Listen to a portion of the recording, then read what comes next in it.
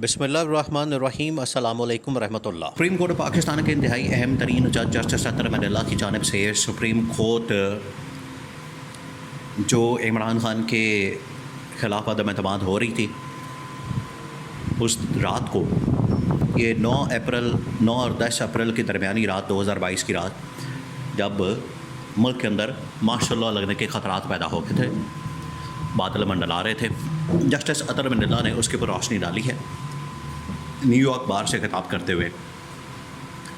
आजकल आपको पता है कि छुट्टियां हैं, वेकेशंस हैं, इसकी वजह से तो नून लीग और पीपल्स पार्टी का जो केस है एंटरटेन नहीं हो सका। इनकी जो रिव्यू पिटिशन है मखसूस नशस्तों पर, मखसूस नशस्तों का फ़ैसला आने के बाद सबसे ज़्यादा जो तकलीफ़ हो रही है वो नून लीग और पीपल्स पार्टी को है। ऐसे ही इन्होंने मासी बेड़ा समझ लिया हर चीज़ को, और मुफ्त में चाहते हैं हर चीज़ इनको मिल जाए। इनकी जब है भी नहीं सीटें, ये मखसूस नशस्तें बनती भी नहीं हैं, ख़ुद भी ये समझते हैं, लेकिन इसमें ये मखसूस नशस्तें हासिल करने के लिए इन्होंने पिटिशन दायर कर दी, रिव्यू पिटिशन। जबकि इलेक्शन कमीशन ऑफ पाकिस्तान इस वक्त आधी जो नशस्तें हैं वो जारी कर चुका है।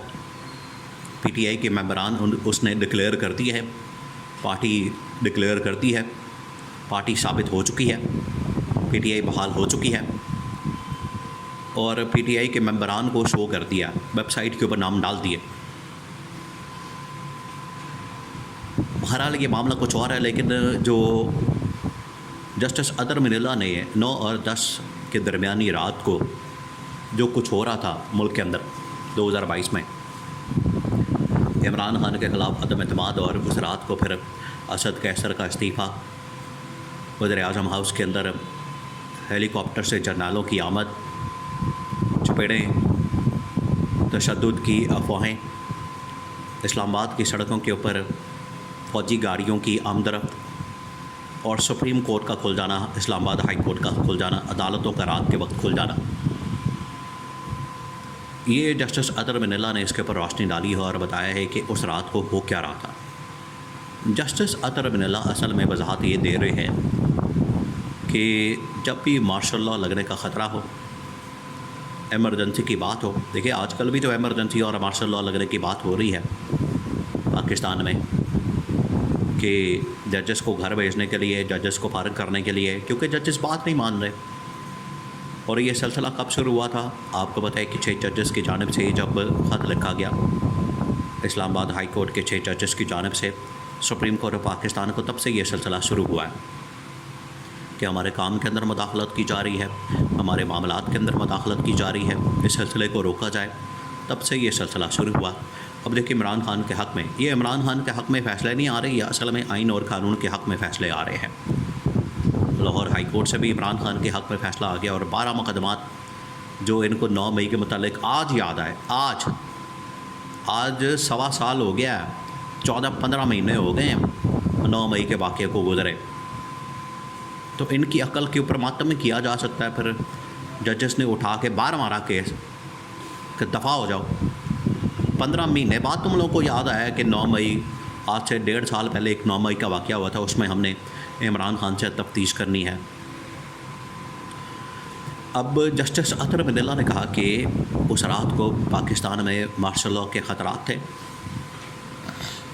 और आर्मी चीफ़ को बरतरफ करने की ख़बरें चल रही थी, आर्मी चीफ़ को बरतरफ करके घर भेजने की तैयारी हो रही थी, और साथ ही इमरान खान को भी बरतरफ करने के अहकामात आ सकते थे। तो दोनों के दरमियान एक चपकलश थी, वज़ीर-ए-आज़म हाउस और इस्टेब्लिशमेंट के दरमियान।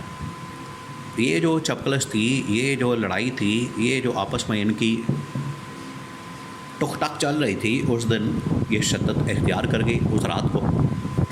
तो जस्टिस अतर मंडेला ने कहा कि फिर उस रात को अदालत खोलनी पड़ी।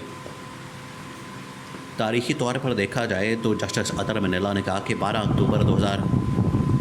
अक्टूबर 1999 को भी अदालतें रात को खुलनी चाहिए थी, जब परवेज़ मुशर्रफ ने नवाज शरीफ के ख़िलाफ़ कू किया, मार्शल लॉ लगाया। और इससे पहले जुलाई में 5 जुलाई 1979 को जब जनरल ज़ियाउल हक़ ने मार्शल लॉ लगाया, उस वक्त भी कहा जा रहा है कि इसी तरह से मार्शल लॉ लगाने से पहले अदालतों को अपना काम करना चाहिए था।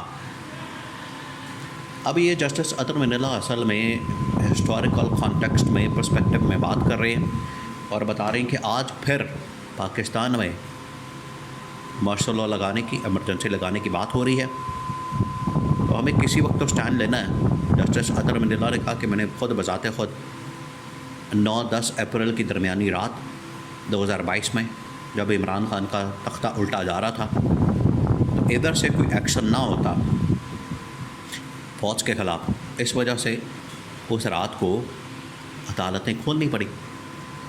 आज भी वो सिचुएशन है। जजेस को कंट्रोल करने के लिए इस्टेब्लिशमेंट की जानिब से हरबे हथकंडे जो इस्तेमाल किए जा रहे हैं, तो इसमें एमरजेंसी की बातें हो रही हैं, पीसीओ लाने की बातें हो रही हैं। अब ये डिबेट हो रही है कि अगर पीसीओ आ गया, एमरजेंसी लग गई, तो क्या काजी फाइज ईसा उस पीसीओ के तहत, एमरजेंसी के तहत हलफ उठा लेगा? क्योंकि क्वेश्चन, डाउट पैदा हो गया काजी फाइज ईसा से मुतालिक। चीफ जस्टिस बनने से पहले तो वो जमहूरियत का, आइन और कानून का बड़ा चैम्पियन था। आइन और कानून की बड़ी बातें की जाती थी कि मैं ये कर दूँगा, वो कर दूँगा, आसमान से तारे तोड़ दूँगा, मुल्क के अंदर आइन और कानून का बोलबाला करा दूँगा, आइन और कानून की हुक्मरानी करा दूँगा। नारा तो बड़ा अच्छा है, लेकिन जब इक़्तिदार मिलता है, इसके ऊपर अमल दरामद करना असल इम्तिहान तब होता है। काजी फाइज ईसा उस इम्तिहान के अंदर फ़ेल हो गया, वो इम्तिहान पास नहीं कर सका। अब क्योंकि उनके पास ये इम्तिहान दोबारा से एक आने वाला है अदलिया के कॉन्टेक्स्ट में, अगर फिर से एमरजेंसी लगती है या जजेस को घर भेजा जाता है नए जजेस को लाने के लिए, देखें ये इसी वजह से तो एडहॉक जजेस एक रास्ता सॉफ्ट कू किया जा रहा है। सॉफ्ट कू के अंदर से, सॉफ्ट एमरजेंसी, अंदर से नए जजेस लाए जाए, एडहॉक जजेस लगाए जाए, जजेस की तादाद में इजाफा किया जाए, ये सॉफ्ट कू है। तो इसके मतलब जस्टिस अतर मिनल्ला ने जब लबकुशाई की है, अपनी बात की है, तो उन्होंने बड़ी वजाहत के साथ ये सब कुछ बयान किया और बताया है कि अगर ये आज रास्ता रोका जाता है, बंद किया जाता है, तो हम कम से कम पाकिस्तान को आईनी कानूनी तौर पर एक ट्रैक के ऊपर डाल देंगे। क्योंकि आज भी पाकिस्तान में ख्वाजा आसिफ की जानिब से आईनी कानूनी ब्रेकडाउन की बात की गई है।